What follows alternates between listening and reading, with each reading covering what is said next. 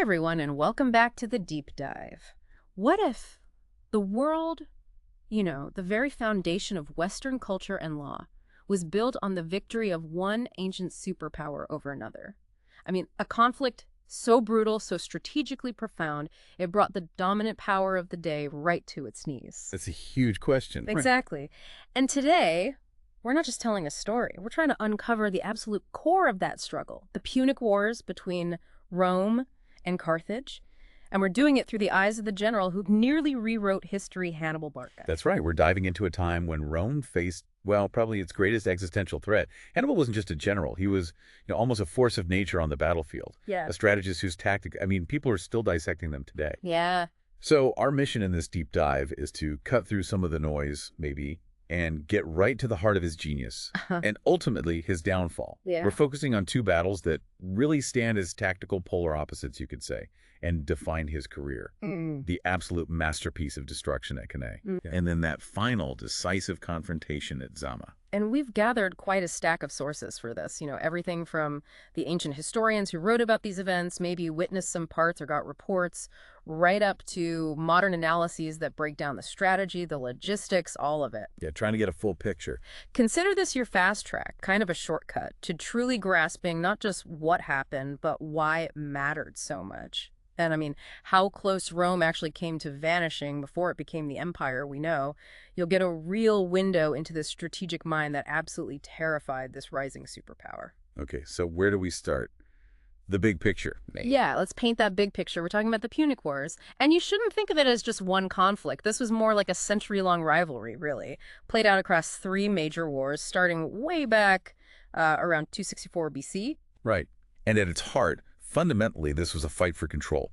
Control of the Mediterranean sea trade routes, specifically the Western Mediterranean. On one side, you had Carthage, massive trading empire, based in North Africa, modern Tunisia, basically. It had deep roots, going back to the seafaring Phoenicians. Hence Punic. Exactly. That's where the name Punic comes from. It was the Roman term, essentially meaning Phoenician. So Carthage was built on trade, powered by a huge navy, and importantly for later, when it came to land wars, they relied pretty heavily on mercenaries. Okay, and facing them, Rome. Now, at this point, Rome wasn't the globe-spanning empire yet. It was a rapidly expanding republic, controlling most of the Italian peninsula, their big strength. Their citizen army. Highly disciplined, very motivated citizens fighting for their homeland, for Rome itself. Yeah. But, and this is key early on, their navy was, well... non-existent, or close to it. Pretty much, yeah. It certainly wasn't Carthage's navy, not at the start. Our sources really highlight this fundamental clash. You've got this powerful maritime commercial state versus a relentless land-based military state. It was, in essence, you could say, a massive market share war, fought with swords and ships. Okay, so that tension finally boils over. The First Punic War. Right. It kicked off over Sicily. Always Sicily, it seems. A strategic island caught right between their spheres of influence. Specifically, it involved some rogue mercenaries, the Mamertines, and the powerful city of Syracuse on the island. And Rome gets pulled in? Rome gets drawn in. And after a really tough, long fight, this is where they were forced to quickly build a navy almost from scratch, famously copying a captured Carthaginian ship design, the Quinquereme. They're from the enemy. Absolutely. Even then, they didn't fully defeat Carthage, not in a knockout blow, but they managed to gain significant territory. Sicily becomes Rome's first overseas province, and later they grab Corsica too. And Rome wasn't exactly gracious in victory, were they? Not really. They really piled on the pressure after that first war. They even seized Sardinia while Carthage was distracted, dealing with a massive mercenary revolt back home, a revolt partly caused by Carthage being unable to pay them after the war. Ouch. Kicking them while they're down. Pretty much. Yeah. And they kept demanding more and more in war payments, the indemnity. This pressure, according to the sources we looked at, really pushed Carthage to look elsewhere for resources, for power. And that led them to expand aggressively into Spain, or Iberia, as it was known then. Right, Iberia, rich in resources, especially silver mines. Exactly. And leading that push, Hannibal Barca, a veteran commander from the First Punic War, a Carthaginian hero. He'd seen Carthage's naval power get countered by Rome's unexpected, almost brutal efficiency in building fleets and learning naval warfare. So he shifts strategy. He analyzes the situation. He concludes that Carthage's future, or at least its ability to challenge Rome again, lay in building a powerful land base away from Rome's immediate reach. Iberia was perfect. Wealth from the silver mines, manpower from recruiting local Iberian warriors. It was a strategic shift born directly from the hard lessons of that first war. Which brings us finally to the man who would take his father's strategy and, well, turn it into Rome's absolute worst nightmare, Hannibal Barca. Born 2047 BC, son of that very Hamilcar, his childhood was just steeped in this rivalry, this hatred, you could say. Can you imagine the dinner table conversations back then? Right. Tales of the war, the losses, and this burning desire for revenge against Rome. The sources absolutely lean into that narrative. There's that legendary story, and, historians debate its literal truth, but it captures the feeling of Hamilcar making young Hannibal, maybe 9 years old, swear an oath on an altar, pledging eternal enmity, eternal hatred towards Rome. Wow. Whether it happened exactly like that or not, it certainly seems to capture his lifelong purpose, doesn't it?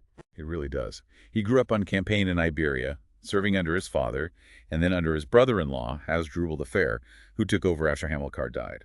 When Hasdrubal was assassinated in 221 BC, the army itself chose Hannibal to lead them, and he was just 26. Young, but clearly already respected. Immensely. He quickly consolidated control over Carthage's holdings in southern Iberia, south of the Ebro River.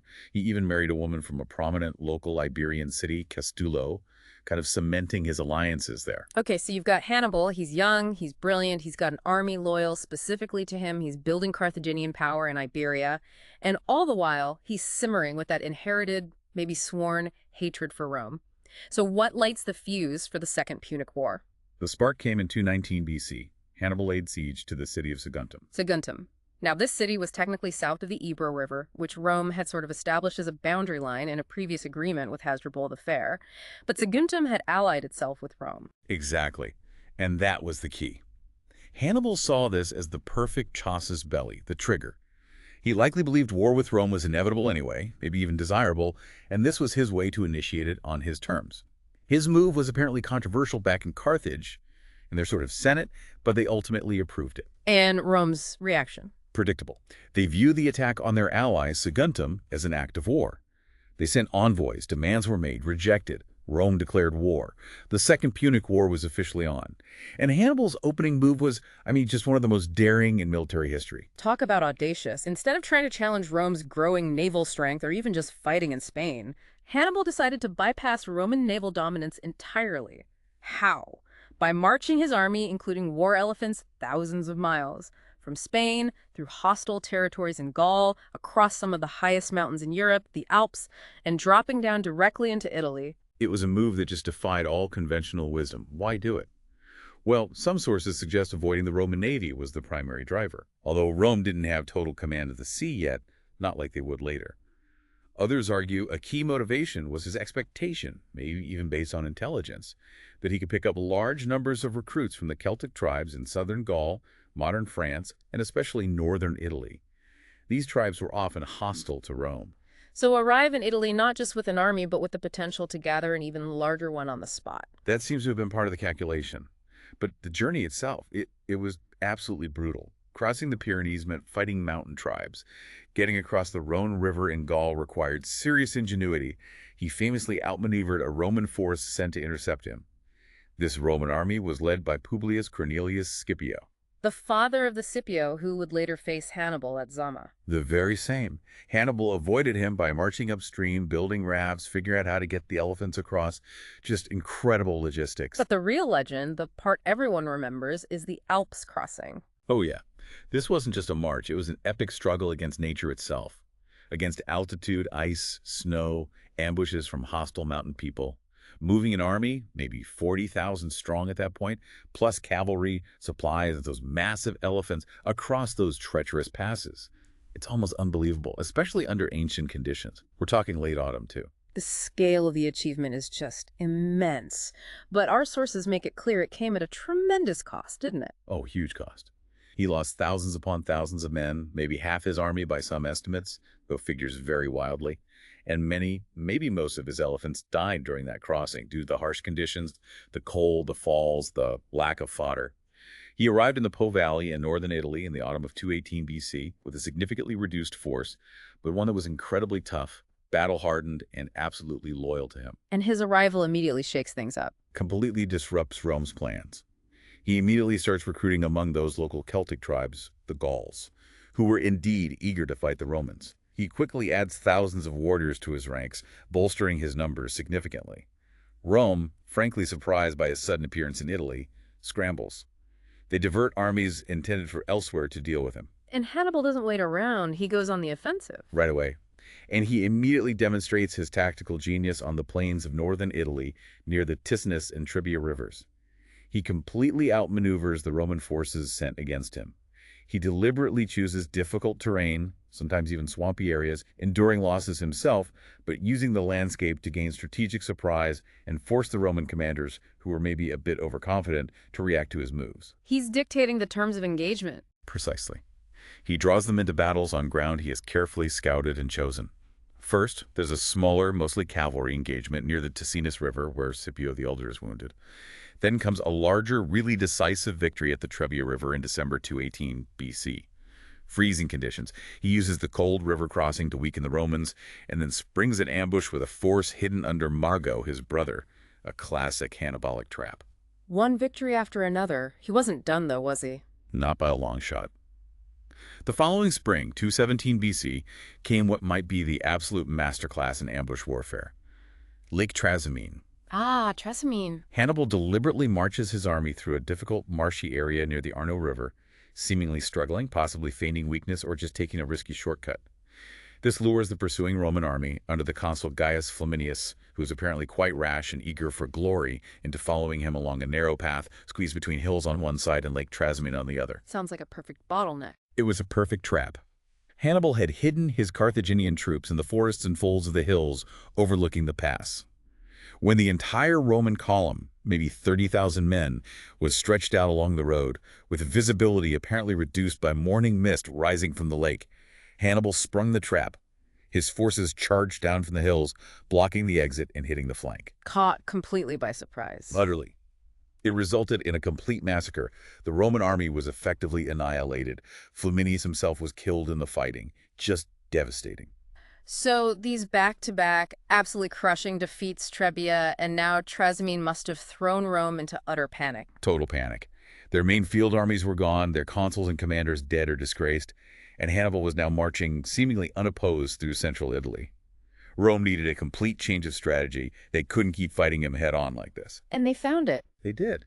They turned to an older, more cautious statesman, Quintus Fabius Maximus Verrucosus.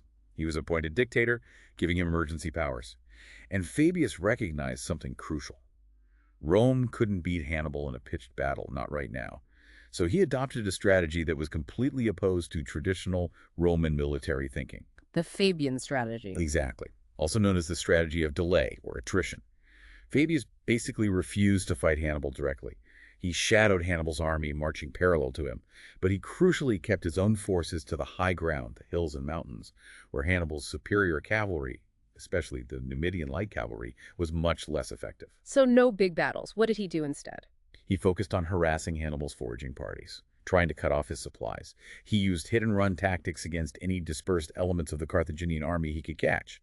The core strategic insight here is really fascinating, isn't it? Sometimes the best way to beat a brilliant general who wants a decisive battle Is to deny him that battle. Precisely. Starve him out, wear down his army, frustrate him, let time and lack of resources do the work. It makes perfect strategic sense on paper. Right. But I can imagine being a Roman citizen or maybe an Italian farmer, watching Hannibal's army march through your region, raiding, burning towns and farms, while your own army just seems to be following him around. Exactly right. And the sources make it crystal clear. This strategy was deeply, deeply unpopular, both with the Roman public and with many in the Senate. They saw it as cowardly, un-Roman. There was immense pressure building for decisive engagement, a big battle to drive Hannibal out of Italy once and for all. Fabius even got the insulting nickname Cunctator, the delayer. And there was a political dimension too, wasn't there? The fear about Rome's allies. A huge fear. Rome's power in Italy rested on a network of alliances with other Italian cities and peoples. If those allies saw Rome consistently unable to protect them, unable or unwilling to defeat Hannibal in the field. They might lose faith. He might start thinking about switching sides, defecting to Hannibal. And Hannibal was actively encouraging this, promising them liberation from Roman rule. So the pressure on Fabius must have been intense, especially when Hannibal marched through rich regions like Campania, basically ravaging it under Fabius's nose while Fabius stuck to the hills. Immense pressure. Yeah. And ultimately, that pressure, combined with the constitutional limits on a dictatorship, led to the abandonment of the Fabian strategy. When Fabius's 6-month term as dictator ended, he wasn't reappointed. For the following year, 216 BC, Rome elected 2 new consuls, Gaius Terentius Varro and Lucius Aemilius Paulus. And they came into office with a clear mandate from the people and much of the Senate. Find Hannibal, fight him, and destroy him. They wanted a decisive battle. They were ready, even eager, for a direct confrontation. And Hannibal, who had cleverly maneuvered south and seized a major Roman supply depot at the town of Cannae in Apulia, southeastern Italy, well, he was more than happy to oblige them. He needed that decisive victory, too, to break Rome's alliances definitively. So Cannae. The stage is set. Rome gathers this absolutely enormous army, right? Huge by ancient standards. Our sources give varying figures, but somewhere around 80,000 infantry and 6,000, 7,000 cavalry seems plausible. Maybe 87,000 total. Hannibal had significantly fewer, maybe 40,000 infantry and 10,000 cavalry, perhaps 50,000, 54,000 total. The Romans felt the sheer weight of numbers. Their legion's discipline would just overwhelm Hannibal's smaller, more diverse force. And how did the Romans plan to use that numerical advantage? They deployed in their traditional manner heavy infantry legions in the center, cavalry on the wings. But one of the consuls, Varro, who was apparently in command that day — the consuls rotated command daily when serving together — decided to pack the infantry center much, much deeper than usual. The idea, it seems, was to use its sheer mass like a battering ram. Just punch straight through Hannibal's center line by weight of numbers and brute force, maybe inspired by how they thought they'd push back Hannibal's center at Trebia, even though they lost that battle overall. A straightforward, almost simplistic plan. You could say that, relying on overwhelming force. But Hannibal had a counterplan that would become the stuff of military legend. Okay, break down Hannibal's deployment for us. How did he set up? Right. So, facing this massive Roman bloc, Hannibal did something brilliant and counterintuitive. He deployed his weaker infantry, his Spanish and Celtic mercenaries, troops maybe less reliable under extreme pressure in the center of his line. But crucially, he arranged them not in a straight line, but in a convex formation, like a crescent moon bulging outwards towards the advancing Romans. Bulging towards them, not holding back. Exactly. Then, on the flanks of this bulging center, positioned slightly further back and in good order, were his best infantry, his veteran Carthaginian and Libyan troops, the core of his army from Africa and his campaigns in Italy. Okay, weak center forward, strong flanks held back. And the cavalry. His cavalry, which was superior in both numbers, especially heavy cavalry in quality to the Roman cavalry, was placed on the wings. Heavy Spanish and Celtic horse on his left, near the Aufidus River, under Hasdrubal, the cavalry commander, not Hannibal's brother, and his superb Numidian-like cavalry on his right wing, facing the Roman allied cavalry. He knew the Romans would hammer his center. He was counting on it.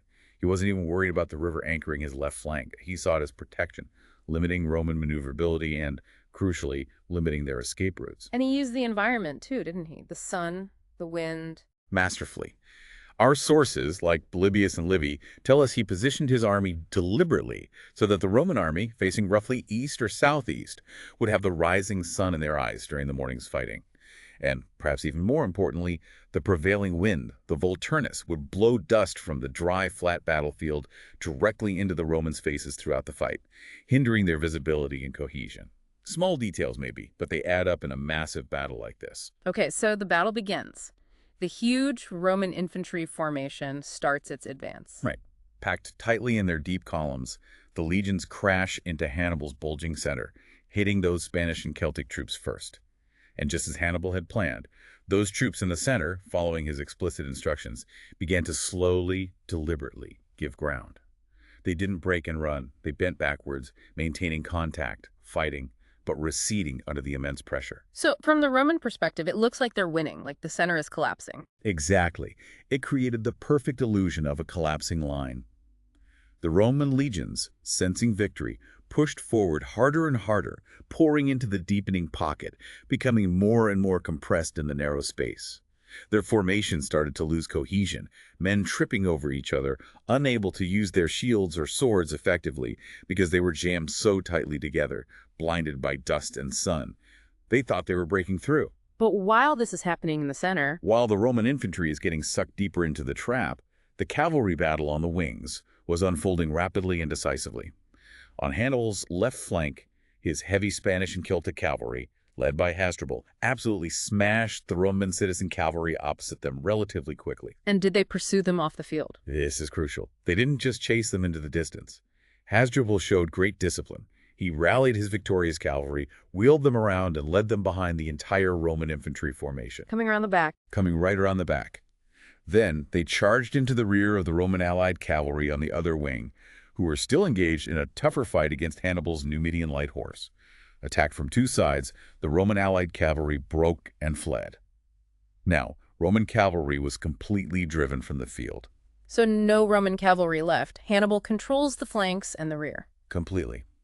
And now, Hasdrubal's heavy cavalry, joined perhaps by some of the Numidians, turned their attention to the packed, vulnerable rear of the massive Roman infantry column that was still, unbelievably, pushing forward into Hannibal's bending center. And what about Hannibal's veteran infantry on the flanks? While the Roman center was completely focused forward, being drawn deeper in and now getting hit from behind by cavalry, Hannibal's veteran Carthaginian and Libyan infantry wings, which had held firm and steady on either side of that bending center line, received the order. They pivoted inwards 90 degrees and slammed into the exposed flanks of the now disordered Roman column. Oh my God. Attacked from the front, the flanks, and the rear. The double envelopment. It was complete. The massive Roman army was entirely surrounded, trapped like fish in a net, packed so incredibly tightly they could barely raise their arms to fight, or even properly use their shields. What followed wasn't really a battle anymore. It was, as our sources graphically describe it, a systematic, horrifying slaughter. Just a butchery. Total butchery. The Carthaginians just worked their way inwards, cutting down the trapped Romans rank by rank. The scale of the losses, it's hard to even comprehend, isn't it? It's almost unimaginable. The ancient historian Polybius, who's generally considered pretty reliable, estimates something like 70,000 Roman and allied infantry were killed, and maybe 10,000 captured. Only a few thousand, including Scipio Africanus' future father-in-law, Paulus the consul, who died fighting, managed to escape. Livy, another key Roman historian, gives slightly lower but still devastating figures. Maybe 45,500 infantry and 2,700 cavalry killed, plus thousands captured. Whatever the exact number is, it was catastrophic. Absolutely. Carthaginian losses, by contrast, were dramatically lower, maybe 6,000 to 8,000 men, mostly among those Celts and Spanish in the center, who bore the brunt of the initial Roman charge. Think about the human cost for Rome.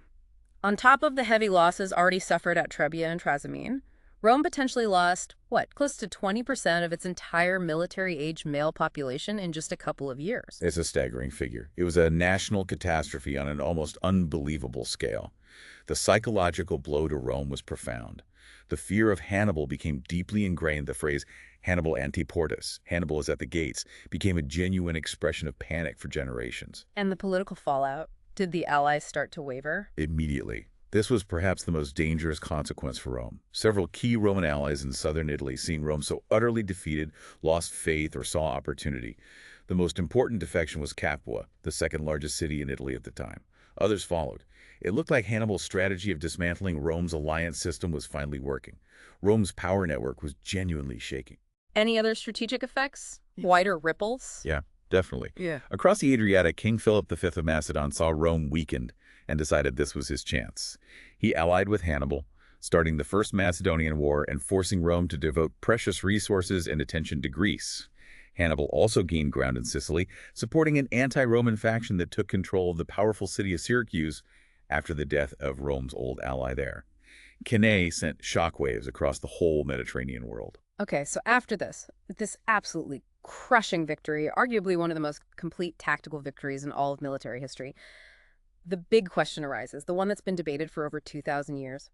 Why didn't Hannibal march directly on Rome immediately after Cannae? It's the million-dollar question, isn't it? The sources offer a few potential reasons. One practical argument often cited, even by Livy, is that Hannibal lacked the necessary heavy siege equipment catapults, siege towers required to breach Rome's formidable defensive walls. And taking a city like Rome by storm would have been incredibly costly, even if possible. Makes sense. Sieges were long, difficult affairs. Very.